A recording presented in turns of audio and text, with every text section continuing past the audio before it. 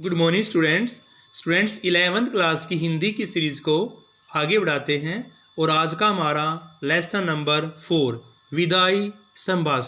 विदाई संभाषण लिखा गया बाल मुकुंद गुप्त जी के द्वारा। स्टूडेंट्स लेसन नंबर 4 बाल मुकुंद गुप्त जी के द्वारा लिखा गया विदाई संभाषण। स्टूडेंट्स विदाई संभाषण जो है इसमें बाल मुकुंद गुप्त जी द्विवेदी युग से संबंध रखते हैं। कौन से युग से? द्विवेदी युग से संबंध रखने वाले कवि हैं। ये भारतेंदु युग और द्विवेदी युग को जोड़ने वाली कड़ी से संबंध रखते हैं। वे अच्छे कवि, अनुवादक, निबंधकार और एक कुशल संपादक के रूप में उनका वर्णन किया गया है। इनका जन्म 1865 में रोहतक जिले के गुड़ियाणी गांव में 1865 में रोहतक जिले के गुड़ियाणी गांव में होता है। कहाँ पर? लाला पूरनमल के यहाँ पर। कहाँ पर भाई? लाला पूरनमल के यहाँ पर होता है। और अब यह गांव रोहतक में ना आकर झज्जर जिले के अंदर आता है। स्टूडेंट्स कहाँ आता है? झज्जर जिले के अंदर आता है। और 1865 में इनका जन्म होता है। बात करते हैं मृत्यु तो 1907 में होती है। स्टूडेंट्स दोबारा देखते हैं एक बारी। बाल मुकुंद गुप्त जी द्विवेदी युगीन साहित्यकारों में महत्वपूर्ण स्थान रखते हैं।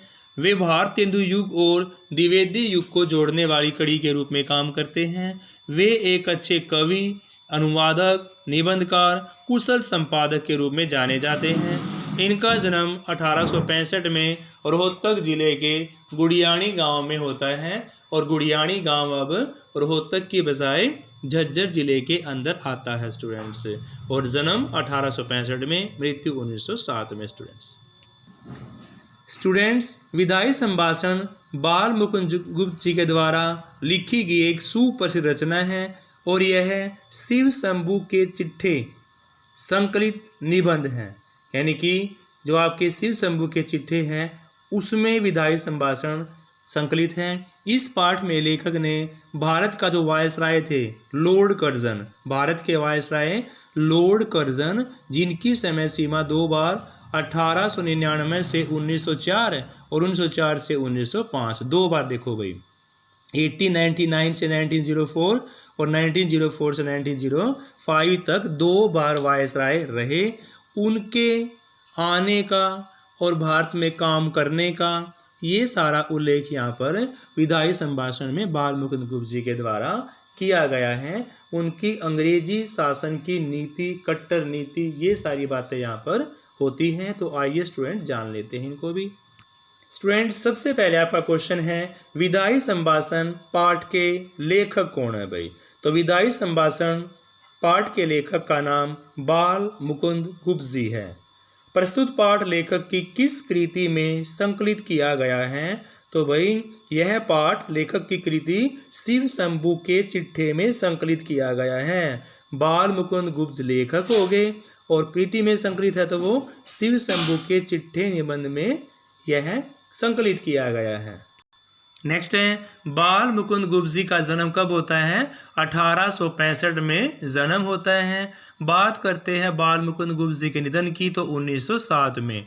2 क्वेश्चन तो आपने याद हो ही गए कि 1865 में जन्म और 1907 में उनकी मृत्यु। इनमें से किस समाचार पत्र का संपादन बाल मुकुंद गुप्त जी ने किया है?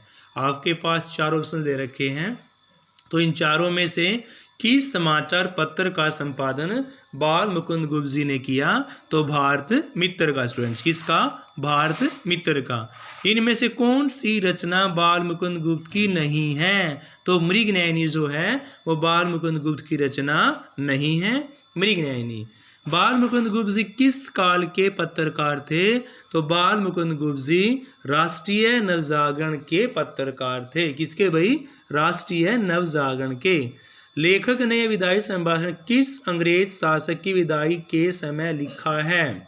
तो साफ साफ पता है भाई, यहाँ पर लॉर्ड कर्जन के आगमन और जाने का वर्णन बाल मुकुंद गुप्त जी ने किया है। यानी लेखक ने विदाई संभाषण जो लिखा है वो अंग्रेजी शासक लॉर्ड कर्जन की विदाई के समय लिखा गया है। लेखक ने तीसरी शक्ति किसको कहा है? तो लेखक ने तीसरी शक्ति ईश्वर को माना है भाई। किसको? तीसरी शक्ति ईश्वर को माना है। लेखक के अनुसार कौन सा समय करुणोत्पादन होता है? तो लेखक के अनुसार सबसे ज़्यादा करुणा देने वाला समय बिछुड़ने का होता है, विदाई का होता है, बिछुड़ने का। बिछुड़ने के समय मन में किस रस का आविर्भाव होता है भाई? तो बिछुड़ने के समय मन में वियोग रस का आविर्भाव होता है। किसका? वियोग रस का आविर्भाव। शिव शंभू के पास कितनी गायें थी? तो शिव शंभू के पास भाई 2 गायें थी स्टूडेंट। कितनी? 2। शिव शंभू ने अपनी कौन सी गाय पुरोहित को दान में दे दी थी? तो शिव शंभू जी ने अपनी शक्तिशाली, पुरोहित को शक्तिशाली, उनके पास 2 गायें थी, तो शिव शंभू ने अपनी शक्तिशाली गाय पुरोहित को दान में दे दी थी। कौन सी भाई? शक्तिशाली गाय। किसको? पुरोहित को दान में दे दी थी। शक्तिशाली गाय यहाँ पर किसका प्रतीक है? तो शक्तिशाली गाय यहाँ पर लॉर्ड कर्जन का प्रतीक है। शक्तिशाली गाय यहाँ पर लॉर्ड कर्जन का प्रतीक है। कमजोर गाय किसका प्रतिनिधित्व करती है? तो इसमें कमजोर गाय साधारण जनता का प्रतिनिधित्व करती है। लॉर्ड कर्जन के शासनकाल रूपी नाटक का अंत कैसा है?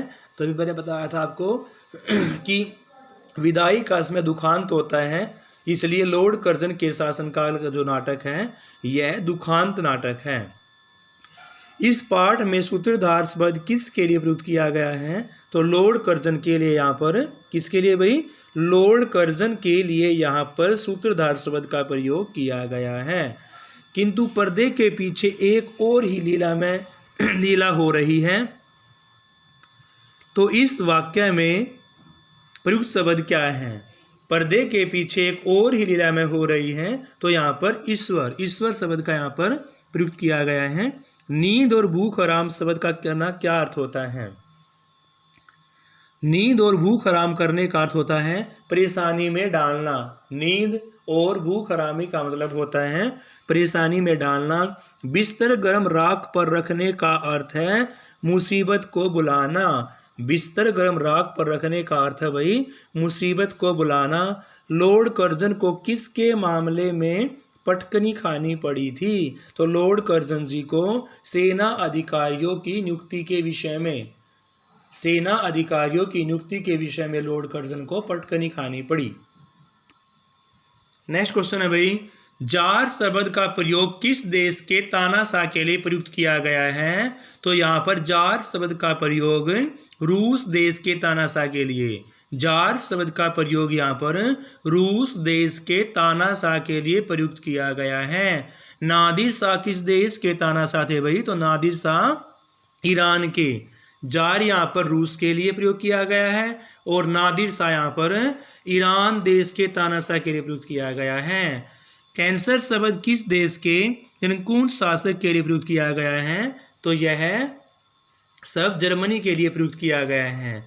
लॉर्ड कर्जन का स्वभाव पूछा हुआ भाई, तो लॉर्ड कर्जन का स्वभाव सभी जानते हैं, वे जिद्दी थे। लॉर्ड कर्जन का स्वभाव जिद्दी था। दिल्ली में किस राजा की प्रार्थना पर नादिर शाह ने कत्लेआम रोक दिया था? तो दिल्ली में आसिफ जा राजा की प्रार्थना पर। किसकी भाई? आसिफ जा राजा की प्रार्थना पर नादिर शाह ने कत्लेआम को रोक दिया था। बंगाल विभाजन किस वायसराय ने किया था? तो बंगाल विभाजन लॉर्ड कर्जन ने किया था भाई। बंगाल विभाजन किस वायसराय ने किया? लॉर्ड कर्जन ने किया।